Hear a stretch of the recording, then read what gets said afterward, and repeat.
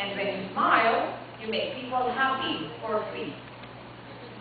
And when you smile to anyone in front of you, it might be the first good thing that happens to that person, even if it's 12 midnight. How about here you smile to your neighbor? Something like a sound it is. Gumitin. Diba? Always smile. You know when you go to bed, make sure that you're smiling.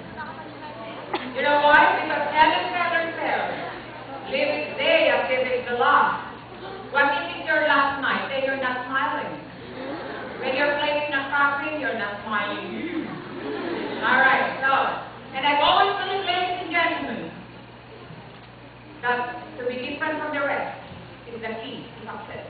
So I married a guy with a different family name. We are the Aguinaldos without the O. We take it to E. So I am Aguinaldo. an Aguinaldo. I hate Aguinaldo anyway, because according to history, he ordered the killing of Bonifacio.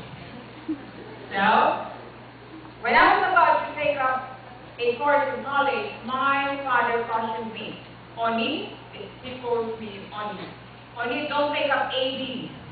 Sabi ko, why? Because I learned the course to bring you back to school, to learn the rest of the alphabet. So, when I was trying to enroll at MLUU, I used the line, alam mo na ano ang teacher ng araw, di ba? Mga matatandaan sila. At saka, alam mo yun, yung mga hindi humiliti. Tapos sabi niya ng course, gusto ko sana maging engineer. Pagdating doon, ang sabi, secretarial. Sabi ko, secretarial daw ito. You know, I was working already. I started working at age 6. Yes, ma'am. Because I cannot get my card paper without working in the store of my Lola. You know, I have to earn my tips, so I'm a child laborer. Okay, so, sabi ni Ma'am Soto, secretarial to. Secretarial, not in my wildest dream, you know. Gusto ko na maging engineer. Sabi niya lolo ko kasi, wag ka na magpunta sa Manila. Sabi ko, bakit ko? Valedictorian sa mga elementary sa high school. Tapos, magtalit na lang daw ako sa Manila. Tapos sayang naman, di ba? Nagsalit kaya ako, pumunta ko ng Manila. Alright, so tapos Manila ako, so I worked in the San Lorenzo School, that's an international school in Makati. And then, pag pila ko nga, nag-leave ako ng 1 day kasi half day lang trabaho namin. So pagdating ko doon, sabi niya, secretarial. Secretarial daw? Sabi ko, ano ang trabaho niyo?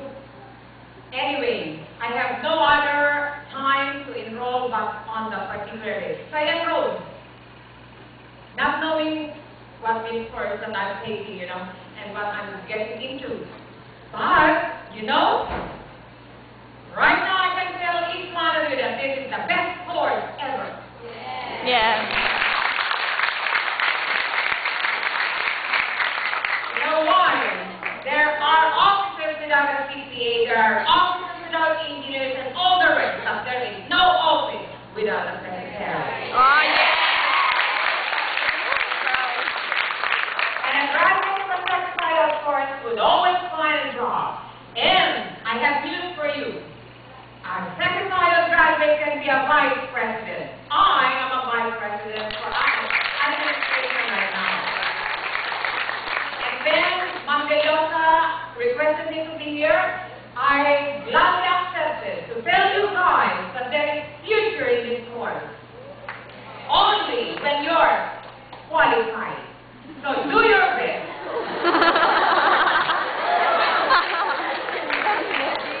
So I took up what? A secretarial course, but I didn't like the course at first. But you know, I'm one person. When I accept something and when I do something, I give it my best. I graduated to not love it. Wow. So I took up my MBA, and of course, to keep my job, you cannot be a vice president without your PhD.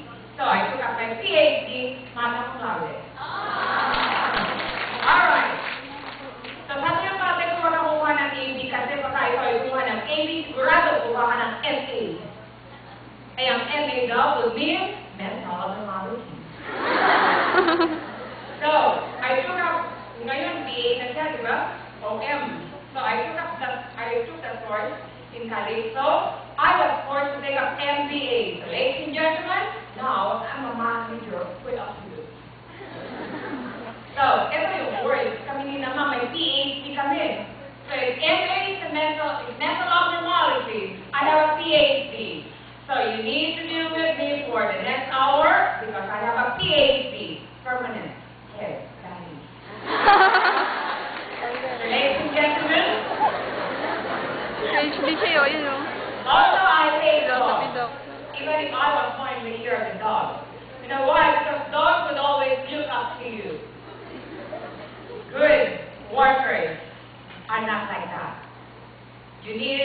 have your conviction, right?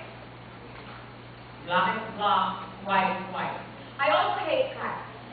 You know why? Cats would always snub me. But I love pigs.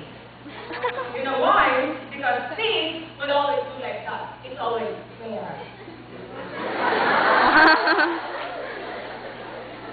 So I'm married, I have 3 kids, all named after the age of Hans Menzies because I used to work with Hans Menzies. But of course, my greatest mentor is right here in front of us, Dr. Amparo Santos. I worked with Hans for a while, and you know, when she would be having a speaking engagement, I would have the privilege of joining her in some of her speakers. And so I really watched closely and I said, tatanda din si Ma'am, kailangan maging speaker din ako, alam mo. So, ladies and gentlemen, we are here. Your mentors are here. We are here to model to you how a graduate of a course called Office Administration should be. We could be the best that we could be if you just decide to be one. I started talking in English at age 5. Ang sabi ng tatay ko, bakit anak English ka ng English? Sabi ko, because I'm planning to have a better future. Alright. So I talked to the dog, I talked to the cat, even to the Carabao. And thank God I did not learn the Carabao English. So, I think you know some about me now, so may go to my topic for today, which is synergy. What transpired today is a product of synergy. When 1 plus 1 equals 3, that's synergy.